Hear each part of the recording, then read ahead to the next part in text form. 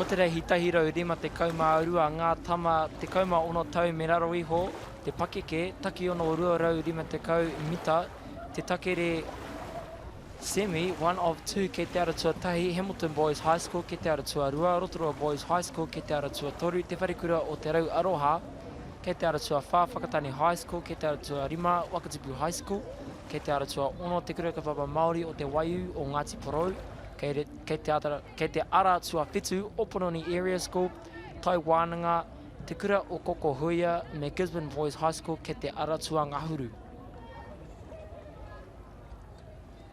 Ara, ko te wharikura o Mauao kei te aratua ngahuru mātahi. Ko te kurukapa Māori o te Rito kei te aratua ngahuru marua, College te Paupau kei te aratua ngahuru mātoru. Poha ana te reihi nei i ngā waka taki ono. Te ahua nei e whanga ana ki te toinga o ngā waka, kia tai atu ki o rātou ara tika.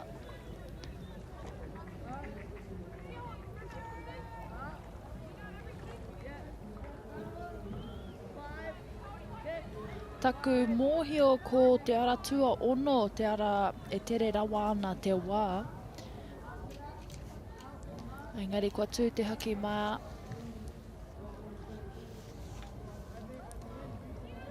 Te kura kaupapa Māori o te Waiu o Ngāti Porou. I believe with the fastest qualifying time. Engari kua tū mai te haki kākāriki kia timatai tō tātou reihi. Whiringa whaiti te takere.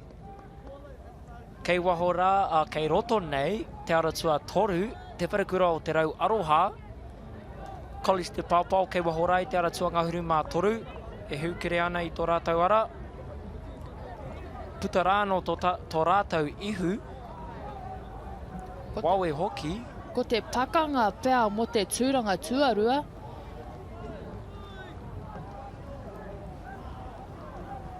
Aratua ono, e pakanga ana kia College te Paupau.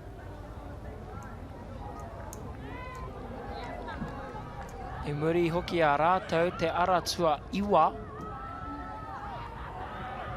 Te kura o Koko Huia. Engari kei waho rā College te Paupau e arahi ana. Aratua ono, aratua ngahuru mātoru. O aratua ono ko tā haia. Te kura kaupapa Māori o te Waiu o Ngāti Porou. Only just. Mean comeback. Nuku tere. Nuku tere indeed. Ai.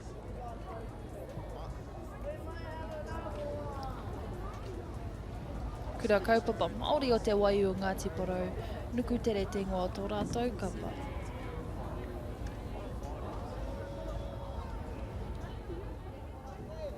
Anei te tōwaitanga e te whānau. Lane 13 leading most of the way. Couldn't quite hold on to that lead though. We see In the last 100 or so meters. Lane 6 just pushing. Stole the lead. Ka tika me whakanui hoki.